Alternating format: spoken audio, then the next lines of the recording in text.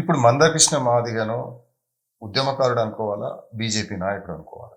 బీజేపీని బలపరుస్తున్న నాయకుడు ఆయన. ఆ! బీజేపీని బలపరుస్తున్న నాయకుడు, ఉద్యమకారుడు ఆయన. ఆ! ఆయన ఏంటంటే ఆయన ఉద్యమకారుడే, కాదని ఎవరు అనట్లేదు. అవును. కానీ ఉద్యమాన్ని, మాదిగ జాతిని తాకట్టు పెట్టే ఉద్యమకారుడు. హ్మ్. అంటే ఏ పార్టీ పడితే ఆ పార్టీకి తాకట్టు పెట్టడమే. మీరు ఇందాక ఒక మాట అన్నారు. మున్నూరు కాపులు ఇట్లా కప్పుకున్నారు సగం రెడ్లు అని చెప్పేసి. అవును. ఇప్పుడు ఇతన్ని కూడా సగం బీజేపీ అనుకోవాలి, 100% అనుకోవాలి. అంటే కండువా కండ కప్పుకోని బీజేపీ నాయకుడు. కండ కప్పుకో, ఇప్పుడు నల్ల కండువే ఉంటుంది అంటాడు కదా, మారదంటాడు కదా. కానీ కండ కప్పుకొని బీజేపీ నాయకుడు ఆయన. ఎందుకంటే ఇవాళ బీజేపీకి ఓటేయమని చెప్పి ఎమ్మెల్యే ఎలక్షన్ అన్నాడు, ఎంపీ ఎలక్షన్ అన్నాడు. ఇప్పుడున్న మొన్న ఎమ్మెల్సీ ఎలక్షన్లో కూడా బీజేపీకి వేయాలని చెప్పేసి అన్నట్టుగా నాకు వినికిడి చెప్పారు కొంతమంది. సో కాబట్టి అంటే నీకేంటి, బీజేపీ పార్లమెంట్ లో చట్టం చేయకపోయినా ఇవాళ ఇక్కడ రాష్ట్రంలో చట్టం అధికారం వాళ్ళది లేదు. బట్ ఏ రాష్ట్రంలో కూడా చేయలేదు, బీజేపీ రాష్ట్రాలలో ఎక్కడ కూడా చేయలేదు. అంటే ఇక్కడ కూడా బీజేపీ రాష్ట్రాలలో వర్గీకరణ చట్టం తేకపోయినా, ఇప్పుడు చంద్రబాబు నాయుడు ఇంకా లేకపోయినా, ఆయన కూటమిలో భాగస్వామ్యం కదా, ముందే చేయొచ్చు కదా. ఆయనకు అసలు లెక్కలు చేయాల్సిన అవసరం కూడా లేదు. మన ఆంధ్రప్రదేశ్ లో ఉన్నప్పుడు కొంత కాలం చేసినావు కదా, మరి నువ్వే ముందు చేయాలి కదా, చేయాలి కదా. అక్కడ చేయకుండా ఆయనకు సపోర్ట్ చేస్తాడు. బీజేపీ ఎక్కడ చేయకపోయినా బీజేపీ సపోర్ట్ చేశాడు. కేంద్రంలో పార్లమెంట్ లో బీజేపీ చట్టం చేయకపోయినా సపోర్ట్ చేస్తాడు ఆయన. మరి అటువంటిప్పుడు ఇక బీజేపీ కండ కప్పుకొని నాయకుడే కదా. అంతేనా? అంతే కదా, బీజేపీ కండ కప్పుకొని నాయకుడు, బీజేపీ నాయకుడు అంతే. అట్లే చూడాలి మరి మనం. పునర్వ్యవస్థీకరణ, నియోజకవర్గాల పునర్వ్యవస్థీకరణ చేయబోతుంది. దాంట్లో దక్షిణాది రాష్ట్రాలపైన కూడా భారతీయ జనతా పార్టీ ఒక కుట్ర చేస్తుంది అని చెప్పేసి ఆరోపణలు వస్తున్నాయి.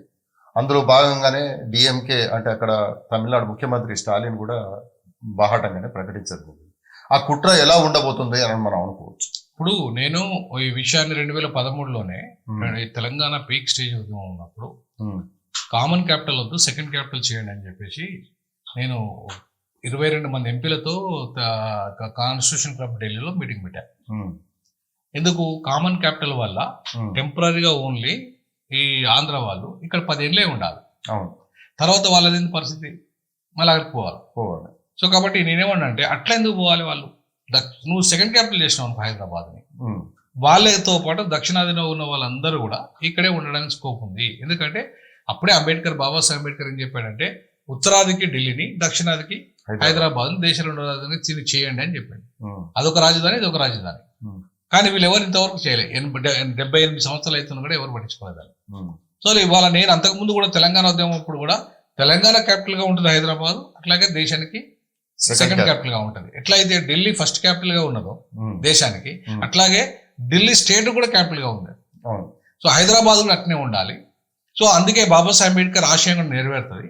సో ఆ రకంగా ముందుకు పోదామని చెప్పి నేను సీమాంధ్ర ఎంపీలు అందరితో కూడా మీటింగ్ పెట్టడం జరిగింది. 2 తెలంగాణ ఎంపీలు కూడా పార్టిసిపేట్ అయ్యారు. రాజయ్య గారు కూడా అందులో పార్టిసిపేట్ అయ్యారు మన దగ్గర.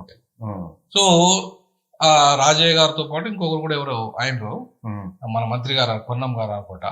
అయితే వాళ్ళు ఎవరు కూడా అంత ధైర్యం చేయలేకపోయింది. ఇదే కాంగ్రెస్ మీద కామన్ క్యాపిటల్ వద్దు, మమ్మల్ని సెకండ్ క్యాపిటల్ చేయండి అని చెప్పి మాట్లాడే దమ్ము లేదు ఎవరికి. ఎందుకంటే ఉత్తరాది పార్టీ కాంగ్రెస్ కూడా బలంగా దక్షిణాది ప్రయోజనాలను దెబ్బకొట్టే పార్టీ ఇది కూడా. బీజేపీ కూడా అంతే, 2 ఉత్తరాది పార్టీలే. సో ఉత్తరాది పార్టీలు ఎప్పుడు కూడా దక్షిణాదికి మేలు చేయి.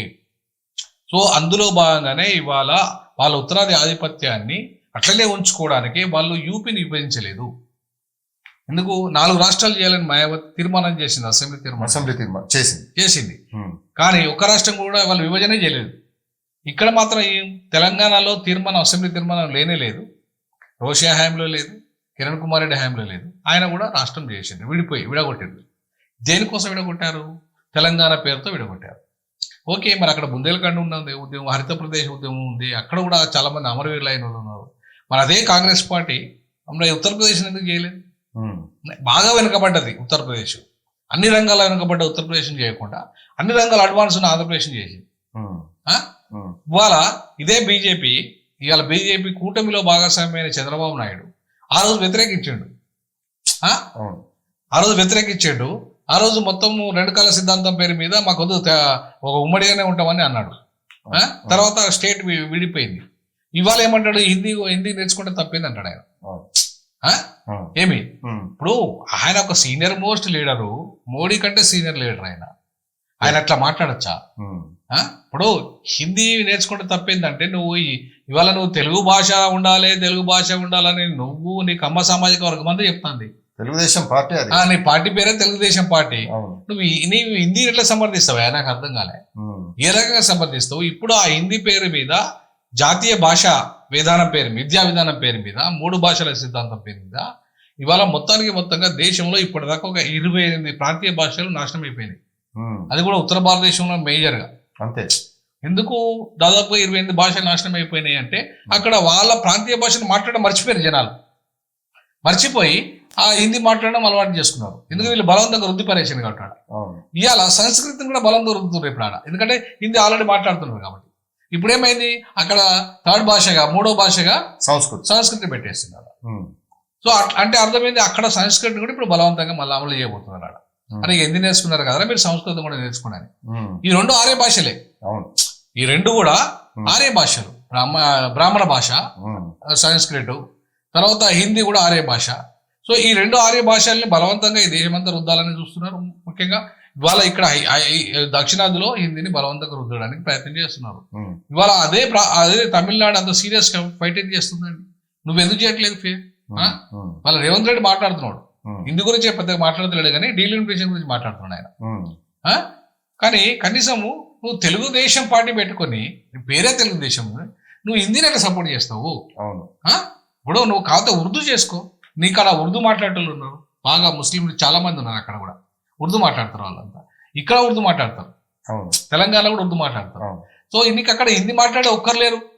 నువ్వు ఎట్లా సపోర్ట్ చేస్తావు? నీకు హిందీ అర్థం కాదు, నీకు ఉర్దూ అర్థం